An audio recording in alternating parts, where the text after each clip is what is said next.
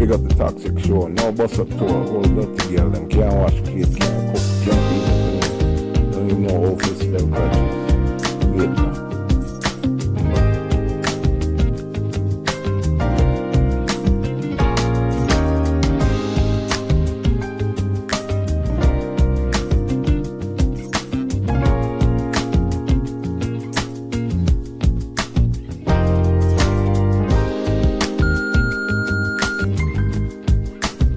Hey, Gordon.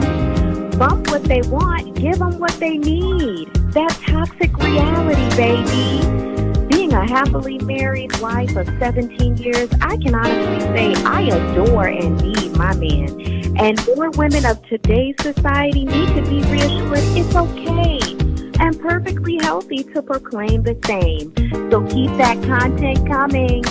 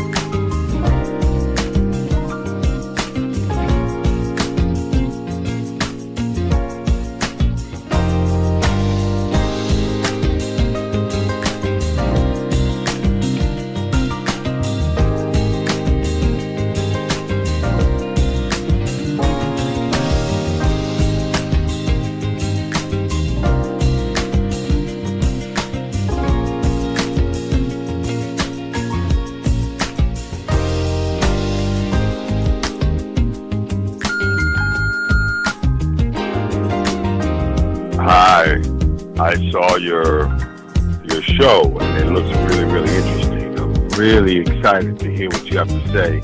I don't really know everything about what the term toxic reality is. Are you going to talk about that in the show?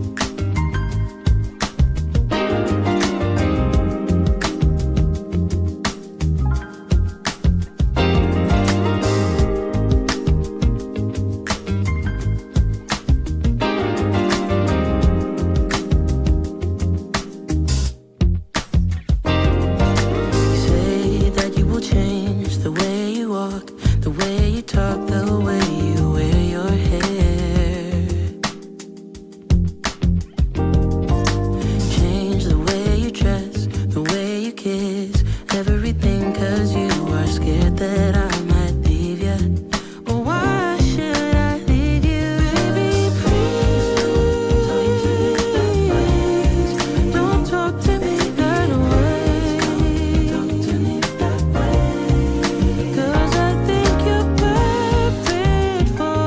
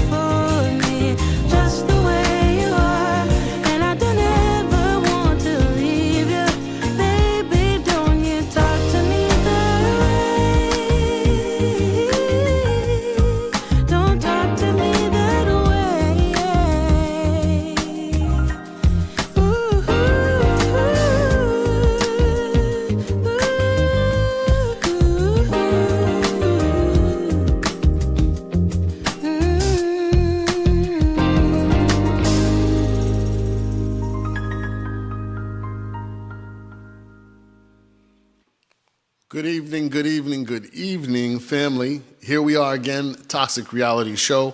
I'm your host, Gordon Nathaniel. Once again, to talk about modern life, living, and dating. The title tonight is the duality, the parallelism of the scrapyard. I mean, you know what I'm talking about, the junkyard. You know, the pull-apart spots where you go to get second-hand parts for your vehicle. But how that, the question is, how does that modern, or does that, relate to modern dating? Especially with the dating pool where many of the modern women, and again, let's define what we mean by modern women.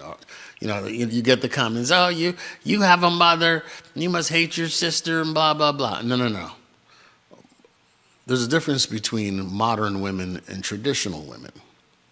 And I would invite you to do your own research. The examples that we see of modern women are the me first, myself first, everything is about me, selfishness.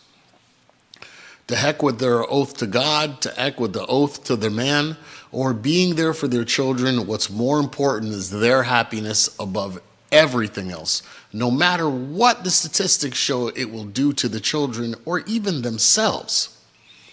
More and more, you're seeing the modern woman celebrate their divorce after 18, 20 years to only 6 months later do another TikTok video about where are all the good men and how they're so miserable. You see what has happened is that they discarded, they trashed their marriages and their relationships when they weren't getting a full 100%.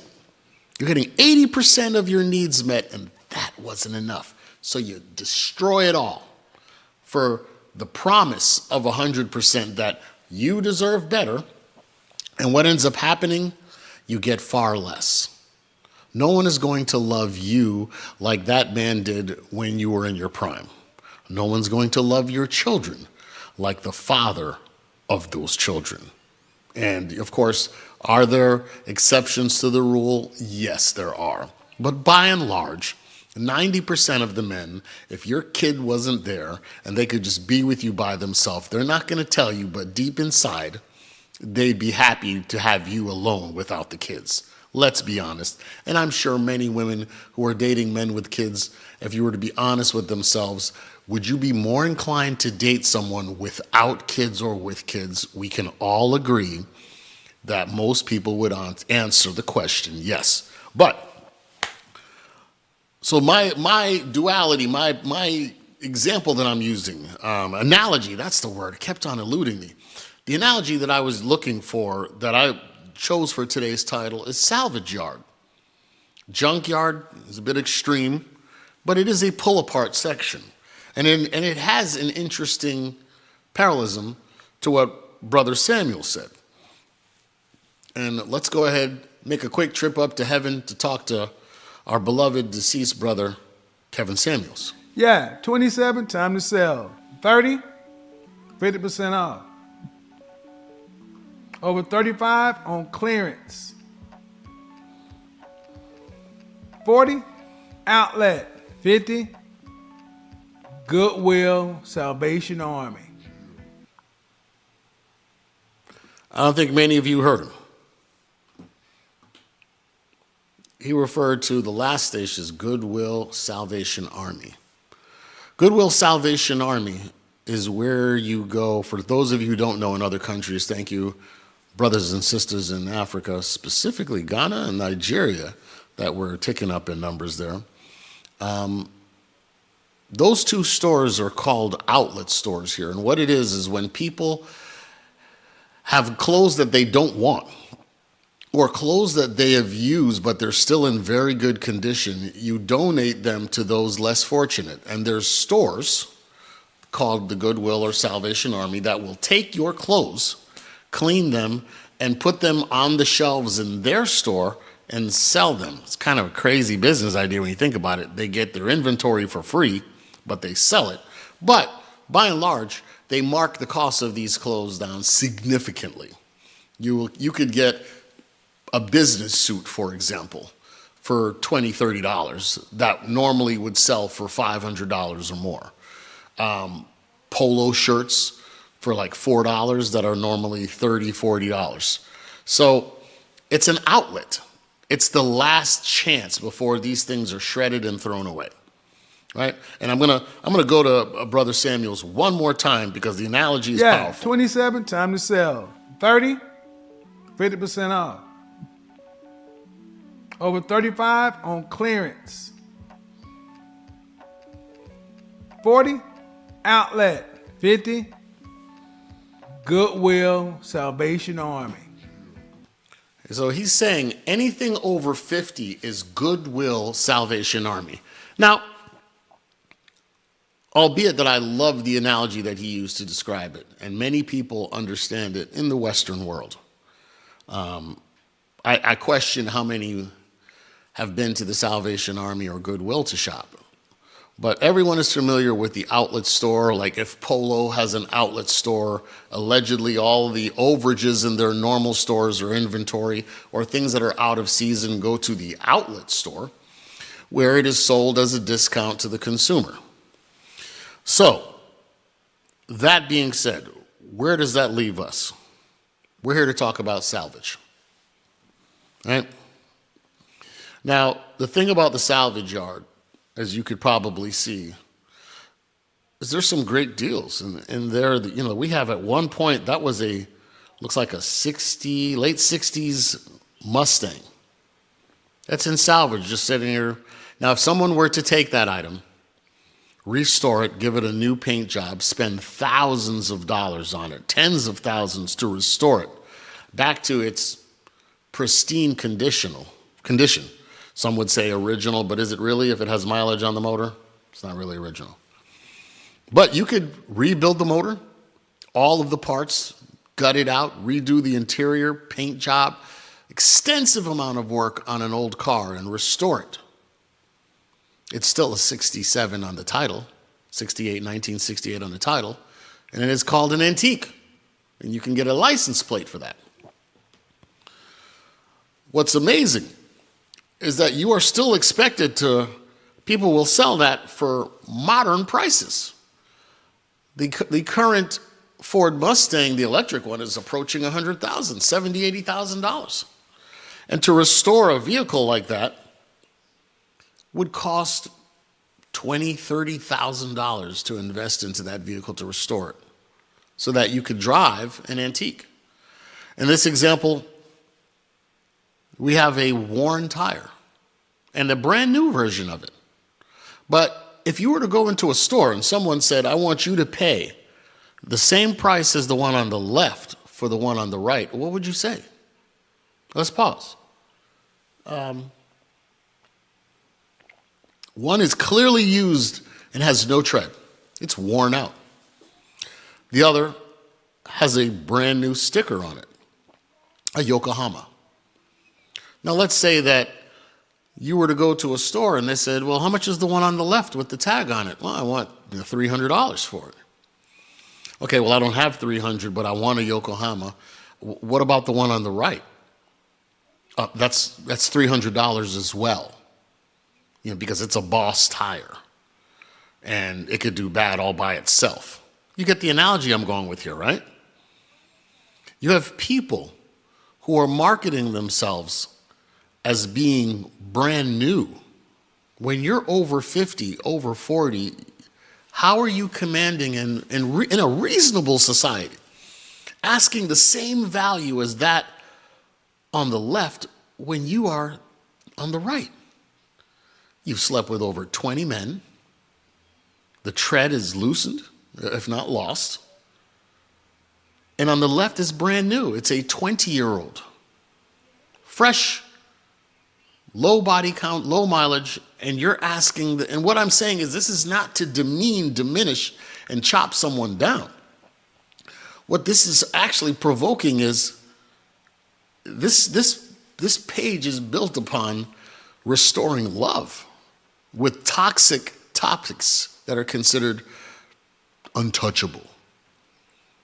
But what I'm trying to get many of you, men and women, to realize is How are you asking the same price for something that is, you can't say gently used. It's used, heavily used. It's been through trauma, childbearing, relationship breakup, broken hearts, emotional trauma, potential physical trauma. All of these issues, and still associated with bad friends and poor influence. Yet you're saying, I deserve the world. How does that make sense? How logically does this make sense? So what we're talking about is the salvage yard. So Rupert, what are you saying? All right, well, say I need a starter for my car. I need a tire.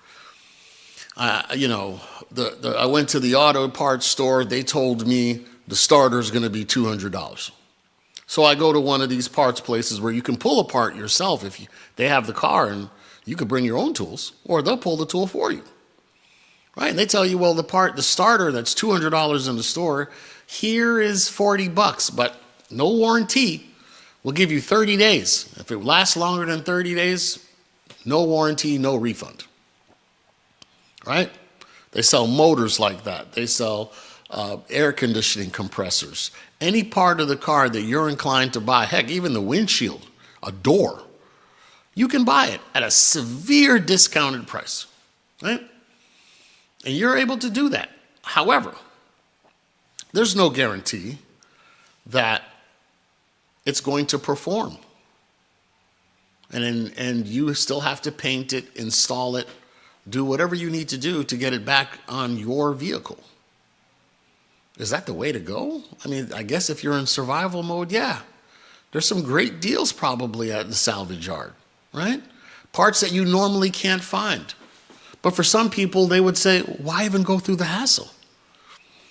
It gets you, and I get the logic, right? Well, you get a scrap part and you use it for a little bit until your money comes up, and then you get the part you want. Then you buy the brand new part. You see where I'm going, right? So again, the salvage yard recognizes their business. They can't charge you market brand new prices because they know this is not a new part. It doesn't come with all of it's free of trauma, free of any kind of mental or physical trauma. Childbirth is an extremely physical event bringing severe trauma onto the body. Some people die in childbirth, right? So understanding that, you have to ask yourself, what are you getting for in terms of value if you're a man looking for a spare part that's been heavily used? Now, don't get me wrong. Some salvage yards have brand new cars. Someone bought it, had it for a month, rolled it over, and wrecked it. All the components are great. The hood's crushed, and you can't get insurance on it or a title, so it's scrap title. But all the other parts are great. Seats, everything. And you could take another car and throw all those parts on. But once again, you're getting something with severe trauma at a discount. And for far too many decades, we as men have been purchasing discounted parts at new prices. And they will say, I'm a misogynist. Gordon, I can't believe you said that. This is horrible. These women have been through it, but they're survivors. They rose through the ashes like a phoenix. But is that my liability to take on as a man? The worst, the most broken, is there an award for that? And then when that part leaves you or that person leaves you, who's the fool? You are. Everyone says, why did you pick her? You're the dummy. You knew that it had all of that trauma on it, but you still went ahead and took it, didn't you? Because you saw it was pretty. What do they say? Belle Biv DeVoe, never trust a big butt and a smile. That girl is poison. This is a tough awakening, and what's happening right now in the manosphere is the message is getting across. Young minds, for me, I want to prevent young men from making the same mistakes I did. There's a way that you should live your life, and you should enjoy your life, gentlemen, and have the best and the most fulfilling life possible. And it doesn't come with taking salvaged parts. You deserve a new car, free of any trauma, that you can expect 100,000 miles out of it. You deserve that. Why would you settle for less? You see, but we've beaten men, beaten them into saying that you should take the scraps. And, you know, what Brother Samuel said when he was saying Salvation Army, Goodwill, he's saying that's the sexual marketplace value. And you need to treat it as such. And it sounds bold, but it's real. And if someone came to me and said, listen, I'm not the brand new model, but here's what I can do. I know that, you know, I may not have as many new parts and trauma, but I've worked on myself. I've gotten some help, and I just want to submit to you. I want you just to take charge and be there for me. I recognize my role, and that's what I want to be for you. That makes it really hard when a woman comes to you like that, acknowledging all of the issues, because, listen, as a man, you should know what you're walking into. You know, she's over 40, 50, that you got options that are in the 20s, 30s, that don't. You ever look at some of these dating sites and the older women don't even smile? They've been through so much trauma. It's like the young girl's full of innocence, happy, right? And it's like they've been through so much, and they're so skeptical that you have to argue, I'm not the one. I'm not the person who did that to you. I'm not trying to hurt you. They've been through so much, and they're still skeptical, and they're still in protective mode. And then how many of them, and it's very rare because they do exist, how many of them say, you know what, we didn't work out. I don't want your money. We had some good times and we had some bad. And no child support, no alimony. You know what? I'm just gonna live my life. How many of them do that? Instead, they turn the court into a punitive measure. And that's because you took salvage parts. I've yet to come up with my full analogy, but Kevin talked about what the brand new store is. You know when you're going to the high end store, then you hit Marshalls and TJ Maxx. You know, Saks Fifth Avenue, Neiman Marcus, that's 20s. All the way to when you get to the Goodwill and Salvation Army, over 50. It's tough out there. I've spoken to women who've messaged me, and they're just like, it's really hard as an older woman dating. What you're saying is right. You're crude and crass. But I made a mistake. Should have stayed with my husband. Should have stayed with my boyfriend. And that's very, very few. Right? But we know what's happening. Men, these programs like this are waking men up. And men are understanding their value and what they bring to the table. And this angers women. They hate this show. They want you to stay dumb and aloof, blind, stupid. And my goal is to change that so that you can live your best life. Anyway, tune in next week. Peace, brothers.